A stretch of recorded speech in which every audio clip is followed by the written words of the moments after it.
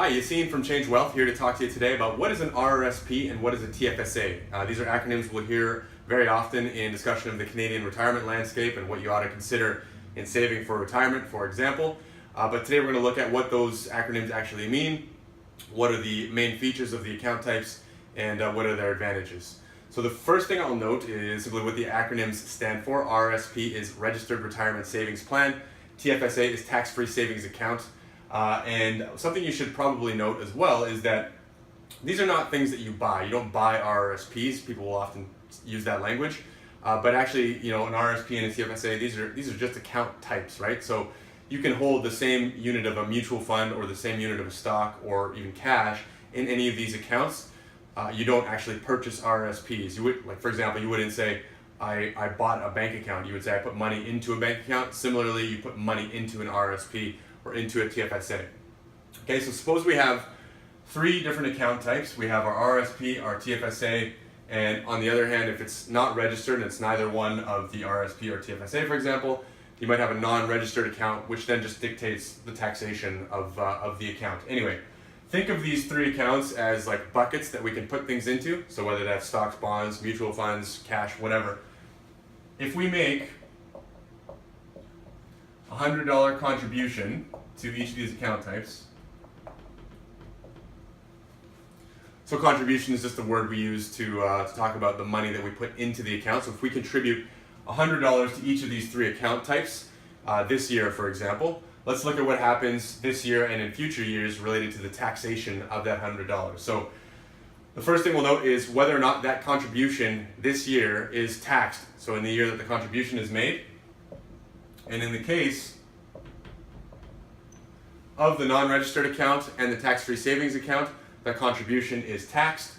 On the other hand, in the case of the RRSP, that contribution is not taxed, or really it's sort of tax deductible in the year that it was made. So what does that really mean? Well, it means that if I put $100 into each of these accounts, in the case of the non-registered and the TFSA account, I'm not going to get any tax relief from doing that. I'm going to pay the sort of full income tax that I otherwise would have paid. But in the case of the RRSP, suppose that my marginal tax rate is 40%. We'll talk about tax rates another day, but marginal tax rate being the percentage of tax that I'm paying on my sort of last $100 of income. Suppose that's 40% in this example.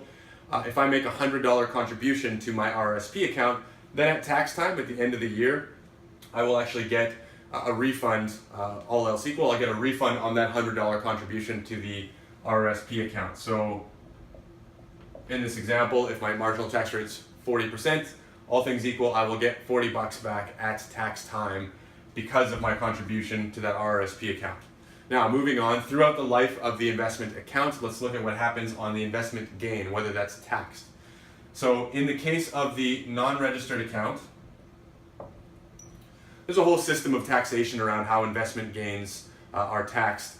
But in the case of the non-registered account, any gain on the investments will be sort of subject to full taxation at the time that it arises. But here's sort of the big advantage of the RRSP and TFSA accounts is that investment gains in those accounts are not taxed. So to use a simple example, suppose my $100 this year, at the end of next year is now worth $110. And suppose that's true for all three accounts. So in the case of the non-registered account, the $10 investment gain will be fully taxed according to all the rules around how investment gains are taxed.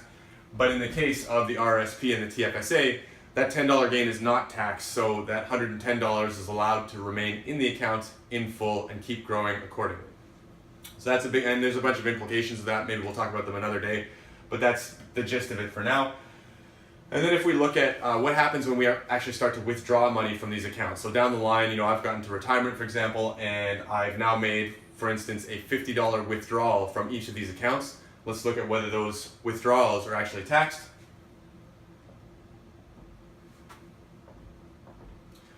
In the case of the non-registered and the TFSA account, that withdrawal is not taxed, so it's not added to my taxable income in that year. But in the case of the RRSP, it is actually added to my taxable income. And you can see this or see the logic behind it if you think about the fact that every dollar of your personal income is intended to be taxed just once in your lifetime, okay? So up here, when we made the $100 contribution, or whatever the contribution was, to our investment accounts, we did not get any tax relief in the case of the non-registered and the TFSA accounts, but we did get tax relief on the RRSP account, which is why down here, RRSP is the only account that's taxed at withdrawal, because it wasn't taxed up here, essentially, and the other two were. So that's basically what dictates why these are taxed or not taxed at withdrawal. So hopefully that's helpful to hear. Yeah, there's a bunch of implications, like as I say, about the advantages of these various account types and some of the consequences thereof. But the gist of it is that the RRSP and the TFSA, while they have some different features, the idea behind them is to encourage people to save for retirement. And so the government has come up with these account types to offer some advantages to people in saving for retirement and actually accelerating through some of these tax advantages, accelerating the process of saving for retirement. And that's why, you know, they are advisable to take advantage of, rather than just, for example, contributing only to a non-registered account and not getting any of these tax benefits. So yeah, it's a big topic. There's probably lots more to say on different strategies related to each of these things, but that's the basic idea. They're just different account types with some different features, most notably in these three areas. Hopefully that's helpful, and we'll talk more next time. Thanks.